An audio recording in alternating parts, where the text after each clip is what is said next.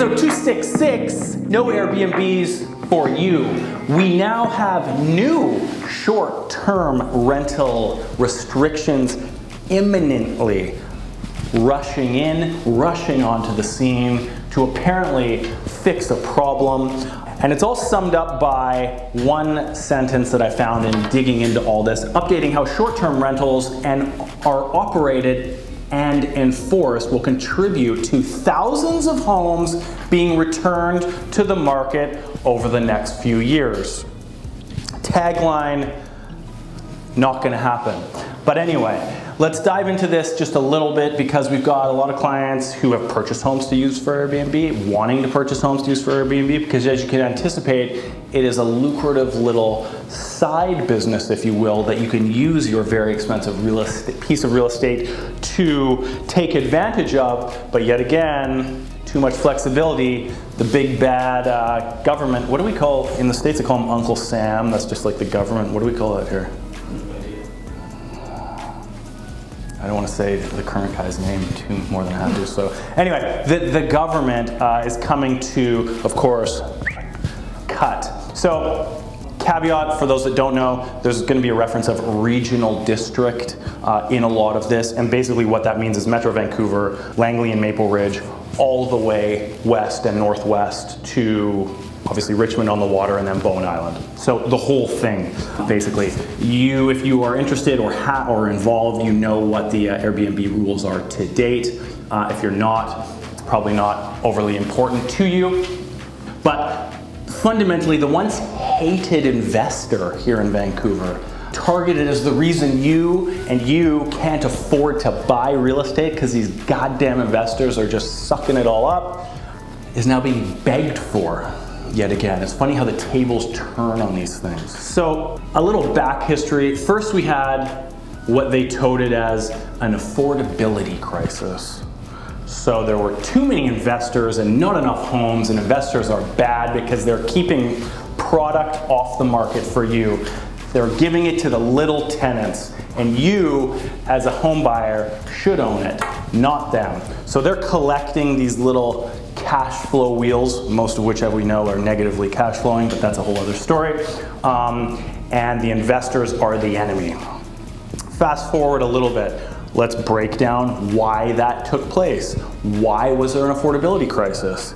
Cheap domestic money supply, cheapening for almost a decade, federal government creation.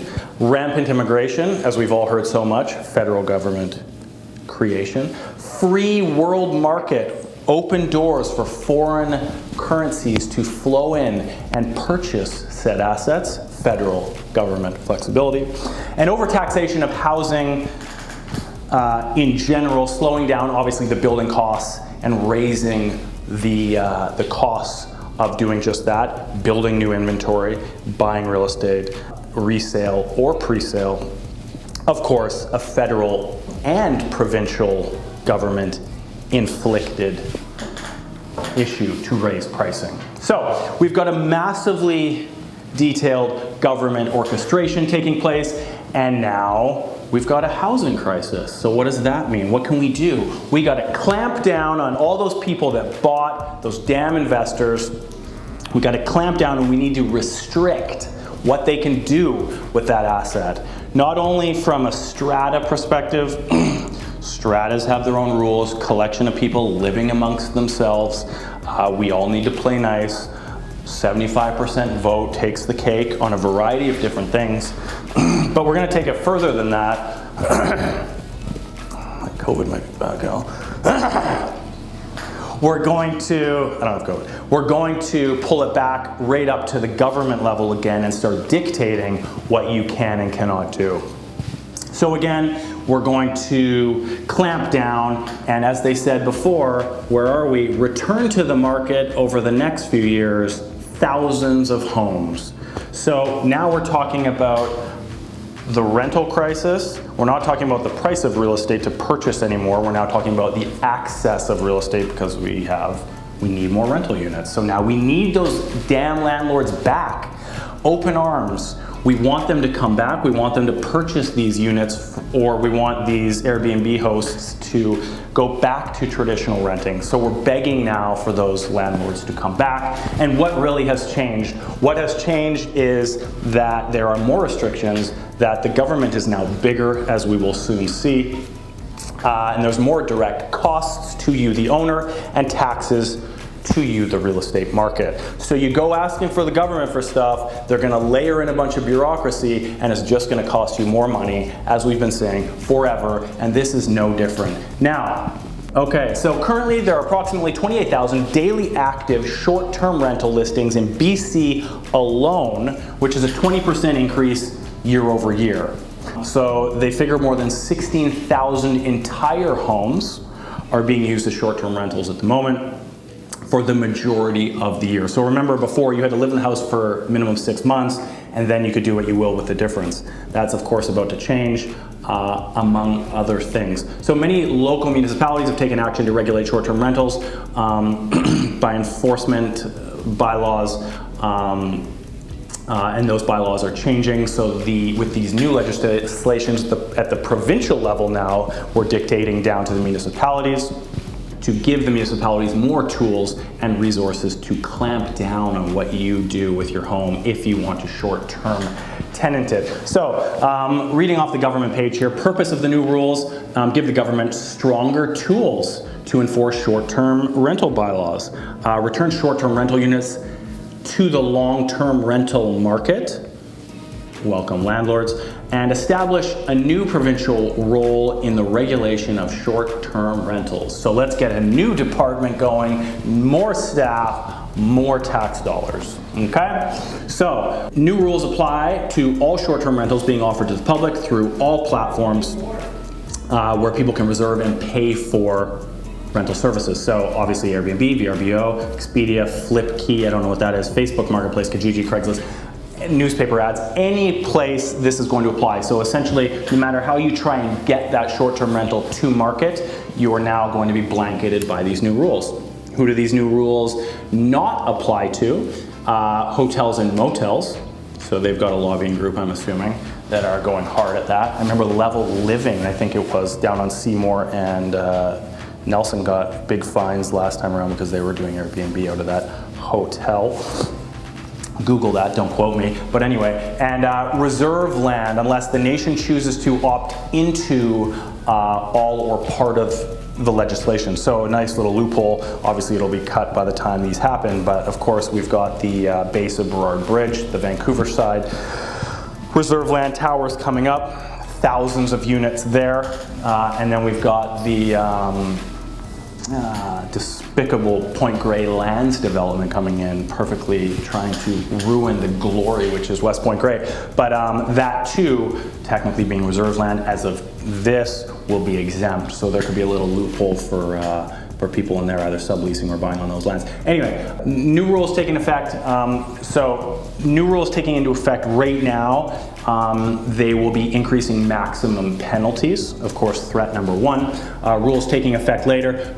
Provincial principal residence requirement. So it has to now be your principal residence being used. And then the regional, the registration system. So first you needed a business license. If that wasn't enough bureaucracy, there's now going to be a registration system layered in with that.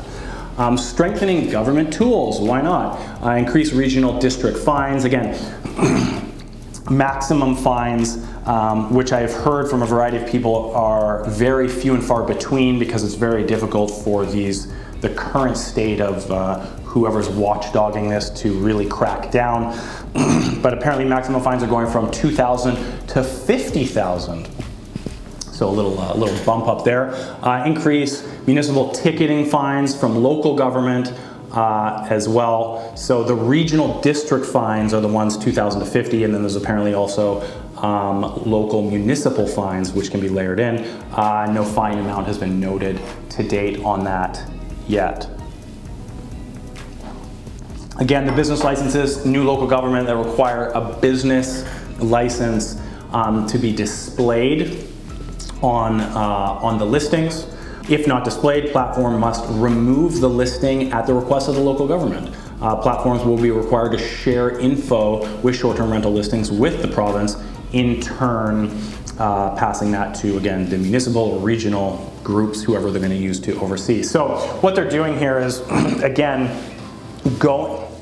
taking a page out of Mr. Trudeau's book, going to the actual tech platforms and saying, if you don't comply, he loves his threats these days, Al. If you don't comply, we're pulling flexibility of this information flow. So before it was, I still can't watch Canadian news through US platforms.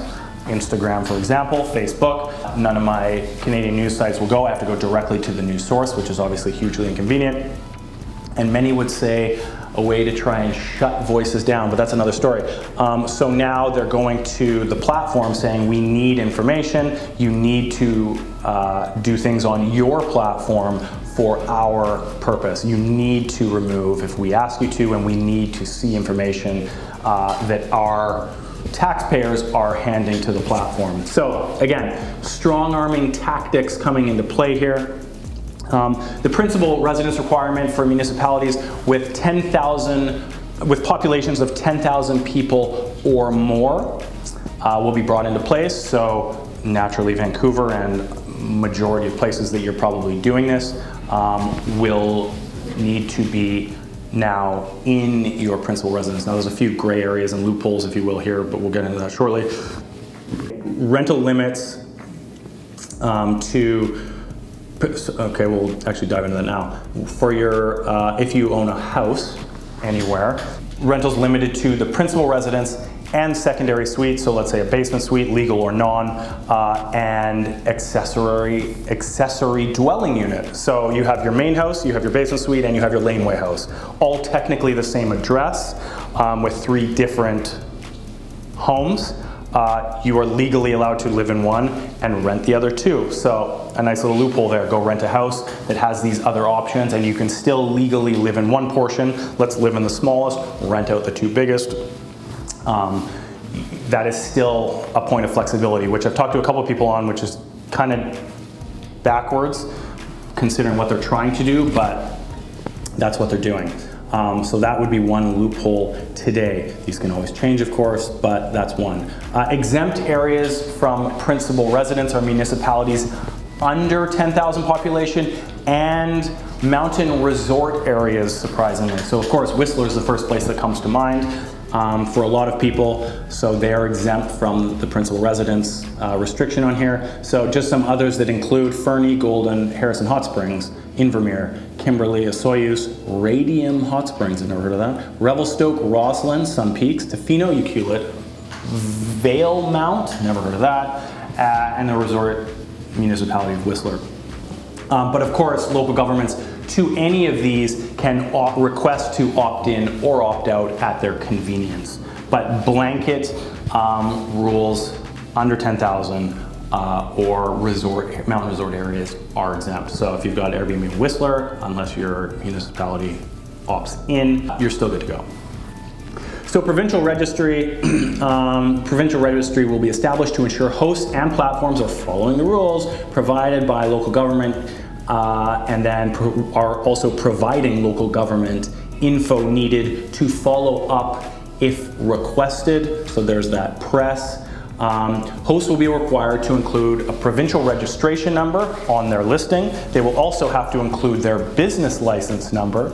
If the business license is required by the local government, platform will be required to validate registration number on the host listing against the province's registry. So again, you guys want to deal in our neighborhoods, you need to do a little bit of legwork here. You need to cross-examine that we've given these guys the business license now, the registration number now, before allowing them to put these up there. So making it difficult from, of course, both sides, from the government aspect and from these tech platform aspects. So they're just building walls around it.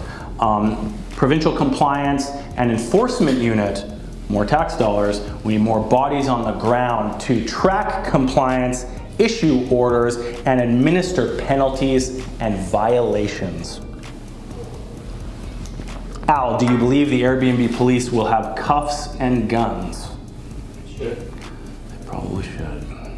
Timeline. So this is an interesting one. Regulations and responsibilities under the proposed act will come into effect at different times over the next 2 years. A phased approach, if you will. Probably because they need to build their new police force. They need to get these commitments from the platforms. And again, going back to places like Facebook Marketplace, they've already had their issues with Facebook this year. So it'll be very interesting to see if all these proposals actually play out. I'm sure there will be little loopholes falling down to the side because obviously Airbnb and VRBO are the number 1 and 2 avenues to do this. But anyway, so immediately after royal assent, that's going to mean some sort of approval, probably by the high courts. Increased fines and tickets, of course the increased fines comes front line, and business license authority for regional districts will be implemented, so I'm assuming that's going to be within probably the next month. May 1st, random, 2024, principal residence requirement will fall into place, including the definition of exempt areas or accommodations. So there's some non-conforming little other loopholes which we're not going to go into here, but the principal residence, for the most part of most listings, principal residence requirement will come into place, again, May 1st of next year, and changes to the legal non-conforming use protections, of course, so they're trying to manipulate everything so there's no loopholes, so everyone has to comply. Summer 2024, data sharing. So they're giving themselves, what's that, a year and a bit to get these relationships with these tech companies to a data sharing level. We're trying to twist arms to that point. And then late 2024, Provincial Registry launches requiring platforms to remove listings without valid provincial registry numbers. So they brought the business licenses in. That was a cash grab for the province because clearly it was not reinforced. Give us money, you can have a license, you can do it. We don't actually care, but it looks like we're doing something. Now, requiring platforms to remove listings. So now they're going to, again, charge you for your registry number, charge you for your business license, and try and put all the burden on the site via the, what are they called, enforcement unit to actually remove listings from there. So, and then of course implement their $2,000 to $50,000 fines. Interesting to see where all that, whose pockets those tax dollars all go into. And last but not least, the government, again, at any level, clearly none of the big cities will opt in or out. They will take the blanket. They're already going to opt in. They will opt in automatically, and they will not opt out. But any local governments have the right to opt out if they want to give their locals free reign of their real estate. But in the current climate, I don't see too much of that taking place. So the takeaways here are realistically, I would say increased fines and tickets immediately, and business licensing authority for regional districts. There are very minimal repercussions taking place to people right now. Obviously, they're going to put the fear of the increased fines at the front end of this. They have no, from everyone I've talked to who's doing Airbnb, they have no framework in place to really follow through with a lot of recourse on this. There's plenty of illegal Airbnbs taking place now, and they aren't handing out fines like hotcakes. So obviously this is kind of the first layer of fear they're trying to add to this without having the back end to really go forward and implement these fines. They don't have the people in place. The enforcement unit have not been armed and directed yet. So really, May 1st, 2024, this principal residence requirement, again, can these things be gotten around naturally? They can if you want to, but I'd say you're probably got a lot of flexibility on your plate for at least another year when it comes to all this, but you are taking risks because if they choose to hammer down on you, they of course have the right to do whatever they want as your fearless dictators at the top. That is it. I hope that answers some of the clouds around Again, nothing is passed yet. That is the 3-point or 4-point structure of how they're going to lay these things out. Obviously, the climate out there, the narrative out there, the circumstances out there, this will all go ahead. It's just a matter of how it plays out in the timeline and where you fit in to that timeline. But it is definitely getting harder and harder to look at this as a income source, potential income subsidy, a little side job, side hustle that we can set up to just go and make some easy money. It is definitely tightening down. So do what you can, stay safe out there, and I will see you next week. Ta-da.